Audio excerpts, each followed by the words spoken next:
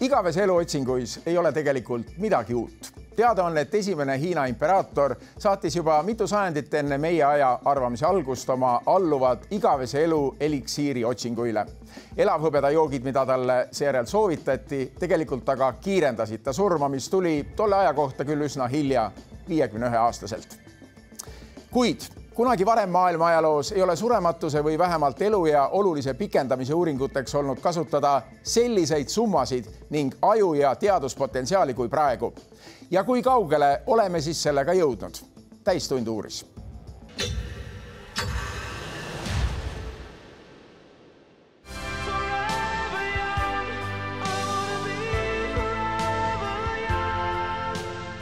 Vahel tundub tõesti, et need reklaamid lausa jälitavad meid.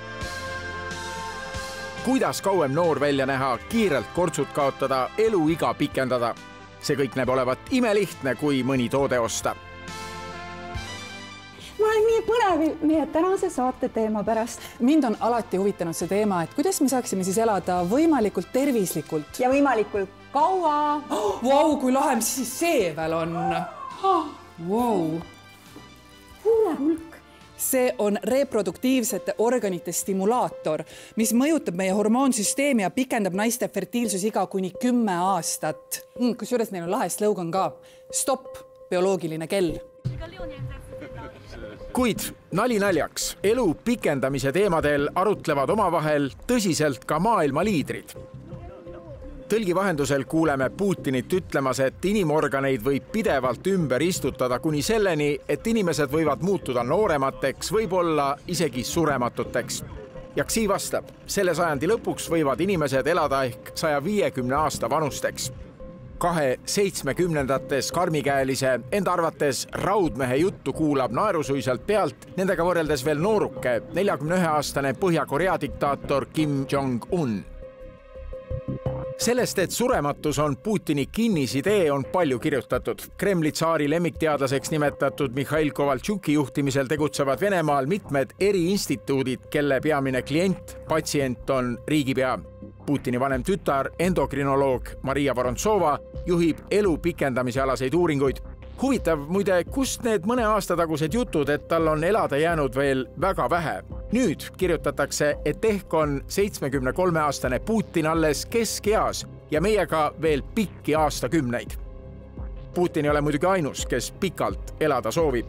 Surma kaugele edasilükkamise uurimist toetavad miljarditega paljud praegused maailma esirikkad. See on väga-väga kuum valdkond.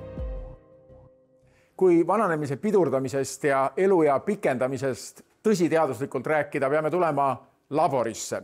Ja meie Tartu Ülikooli laborites tehakse selles vallas maailma tasemel teadust. Me ei tee seda küll vananemise vältimise perspektiiviga. Meie huvi on ikkagi alati kasvajate bioloogia olnud, ehk millest kasvajad tekivad, mis põhjustel, mis läheb valesti ja siis loomulikult teine mündikülg on see, mida me saaksime ära parandada.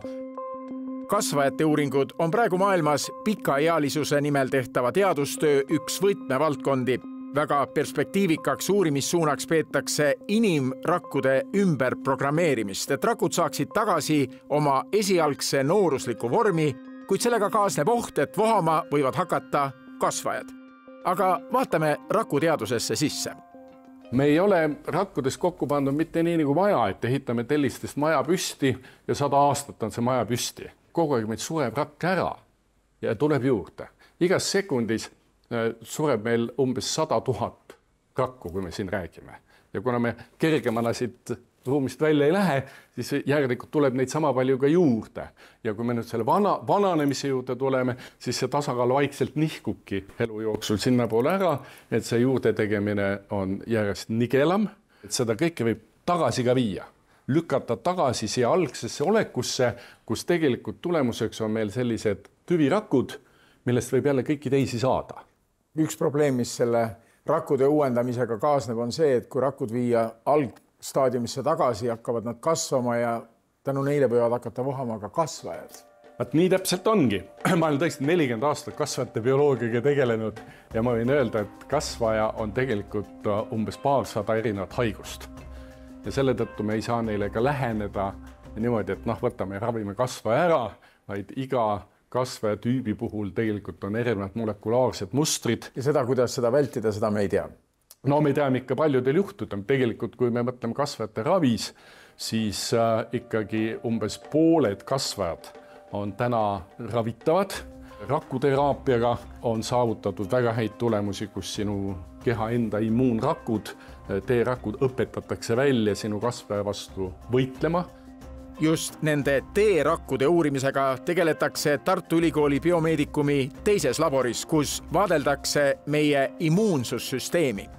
Meil nagu esmane huvi on see, kuidas immuunsüsteemi sellist aktiivsust üleval hoida. Ja tegelikult ongi, et vanemate inimeste üheks elu lõpu põhjuseks on vahetevahel see, et mingid väga lihtsad infektsioonid, näiteks gripiviirus võivad neid siis nagu mõjuda letaalselt. Et immuunsüsteem nõrgeneb elu jooksul, siin on harknääre, mis on inimesel, mis toodab pidevalt T-rakke, aga vananedes see kaob, see väheneb ja me püüame tuua tagasi seda harknäärme tegevust. Tartu Ülikooli laboritest siirdume aga edasi Tallinna loomaaeda, et eluea pikendamise uuringute ulatuses täit pilti saada. Teadlased püüavad selgusele jõuda, miks elavad näiteks haid, krokodillid, kilpkonnad nii kaua. Eriti huvitavad neid meie millimallikatelaadsed meduusid. On olemas meduuside liigid, kes on ilmselt igavesed. On elanud 10 000 aastat, võib-olla rohkem. Mis toimub selle loomaga? Ta muutub suuremaks, kasvab ja siis mingisugusel ajal ta hakkab muutuma jälle lapselaadseks. See on korduv protsess, võib-olla 1 000 000 korda eluajal. Väga tõsiselt on teadlased uurimas ka suuri elevante ja nende pikka elu. Kui vana teie sõber Karl on? 44, nii et kuldne keskiga. Aga mis tagab elevantidele nii pika ealisuse? Üks nendest teguritest on loomulikult suurepärane hiilgav eubioom. Seedimine siis? Seedimine. Teine tegur loomulikult tema fantastiliselt võimas süda-veresoonkond. No tõesti võimas. Süda sellisel 7-tonnisel loomal on umbes 20-kilone. Huvitav, zooloogide sõnul ei sure elevandid tavapäraselt mitte selle suure südame haiguste pärast, vaid seetõttu, et nende hambad kuluvad lihtsalt ära. Proteeside panekul ei ole seni edu saavutatud. Aga öelge, mida meie inimestena saame elevandi bioloogiast õppida, et oma pikaealisust suurendada? Kõige tähtsam või kõige väärtuslikum, vaata, mida sa sööd, millises režiimis sa seda oma toitu tarvid. No see tundub küll lausa ebateaduslikult lihtne, et vaatamata kõigile peenetele raku-uuringutele on needsamad tervisliku elu nõuanded, mida pidevalt kuuleme, ehk pika elu tagamiseks vaat et kõige olulisemad. Minu väide on, et see liidab kõik kokku. Need eluviisid, toitumised, hügieeni, võib-olla on see ka efektiivsem meetod kui rakkude uuendamine. Maailmas on kuum teema eluea pikendamine. Sellest räägivad nii suunamudijad kui diktaatorid. Püütakse reprogrammeerida keharakke, aga ka organeid vahetada. Organite vahetamisega tegeletakse ju pikka aega. Mõnikord läheb paremini, mõnikord läheb halvemini, aga selline üldine suund on täitsa olemas. Ja ma usun, et selline organi vahetamise tee läheb kindlasti edasi ja läheb kindlasti laiemaks. Räägitakse sellest, et võib ju kloonida iseend ja siis sealt kloonilt hakata organeid võtma ja vahetama. Teoreetiliselt küll, jah. Teoreetiliselt küll, jah. No selle kloonimisega on niimoodi, et tegelikult selles kloonis on teil küll samasugune DNA, aga DNA ei määra veel kaugeltki kõike. Nii et ütleme, oma identset koopiate sellest kloonist kindlasti ei saa. On veel üks asi, millega igavese elu otsijad tegelevad. Verevahetus. Jah, no seda on tehtud juba tõesti 18. sajandist, et rikas mees ühendas noore neitsi vereringega enda vereringe lootuses, et sealt tuleb uut verd sisse. Aga miski seal siis töötab, kui seda on nii kaua proovitud? Ja miski seal töötabki täpselt ja niimoodi ongi. Mis asi see miski on, ei ole päris selge. Kuid kokkuvõtteks, mida arvavad meie tippteadlased üle ilma praegu toimuvatest igavese elu otsingutest? Inimestel, eriti inimestel, kellel on väga palju ressurssi kasutuses, et nendel sellised unistused, et pikendada konkreetselt nende eluiga on nagu kindlasti selge, arusaadav ja mõistetav, eks ole.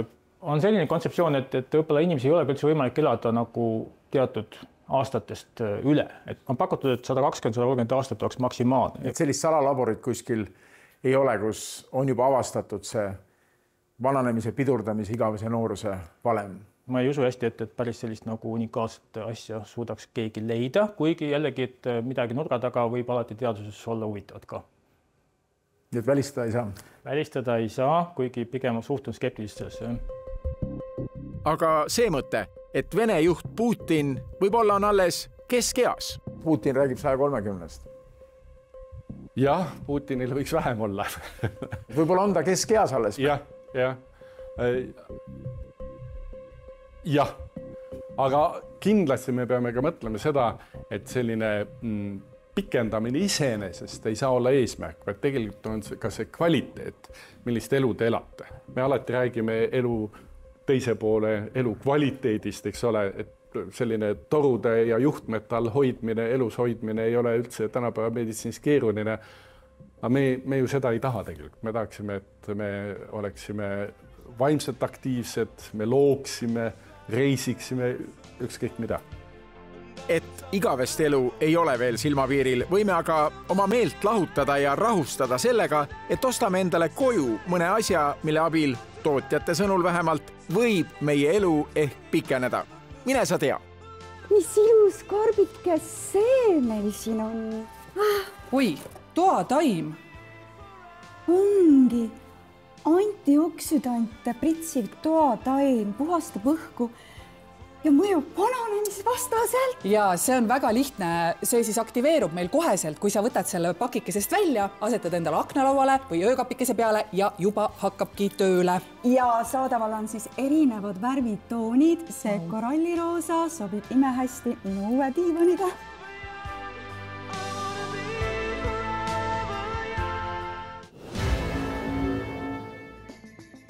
Vaat sellised soovitused, kui kohe kiiresti midagi eluea pikendamiseks soovite ette võtta.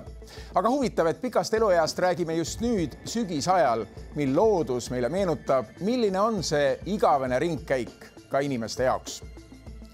Muidugi, inimestena tundub meile alati, et suudame loodusseadusi üle kavaldada või pöörata ja tore vähemalt, et meil on olemas see lootus, sest see muudab uudishimulikuks ja toob meile inimestena uusi teadmisi ja ilmselt ka ikka lisaastaid.